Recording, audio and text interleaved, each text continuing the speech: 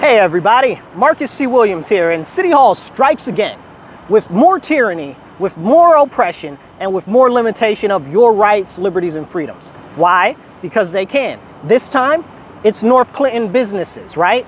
They're telling the businesses in the barrio that they got to shut down at 4 p.m. on Saturday because of the Puerto Rican festival.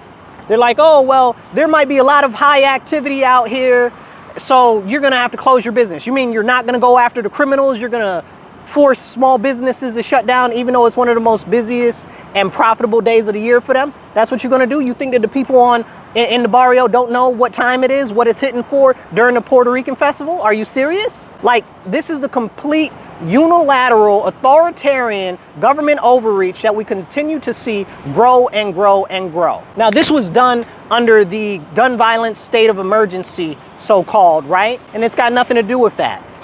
Thank you. And the big issue is nobody in here is even questioning it.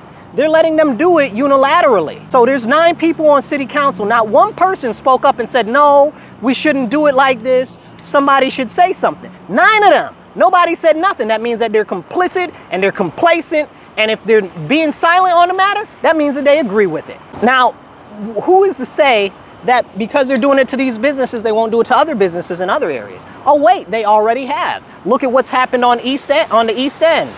They already shut that whole neighborhood down and said, hey, you got to show your ID to get into a public neighborhood. Excuse me? If that's not like Nazi Germany papers, please, I don't know what to tell you. This is like they're ruling like they're a monarchy or some type of elite right here in our city, and they're supposed to be our representatives, your representatives, my representatives. But it's clear that you don't matter to them, our businesses don't matter to them, but you matter to me. And that's why I'm running for city council this year, and I encourage you November 4th, vote for me.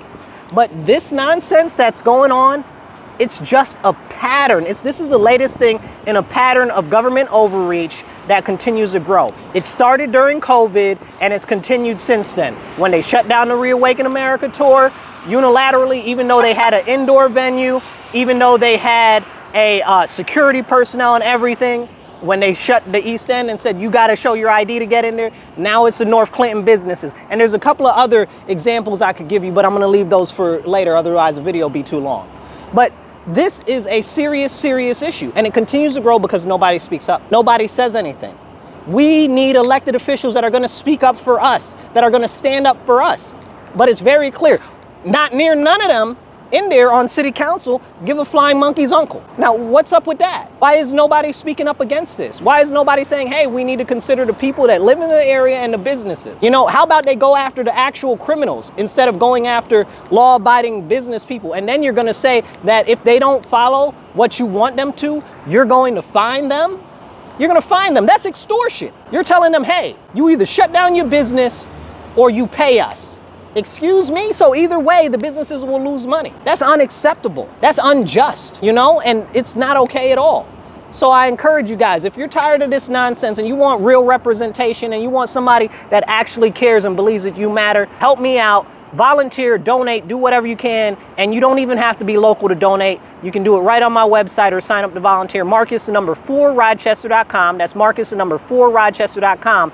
And make sure in November, also share this video, make sure November 4th, you get out and vote for me, Marcus C. Williams, for Rochester City Council. It doesn't matter whether you're Democrat, Independent, Republican, whatever, you can vote for me without even changing your party. I'll be on the conservative line. Just select my name and vote for me. I'll catch you guys later. Remember, stand up, speak up, and don't shut up. Be blessed and be well, and take action. Catch you later.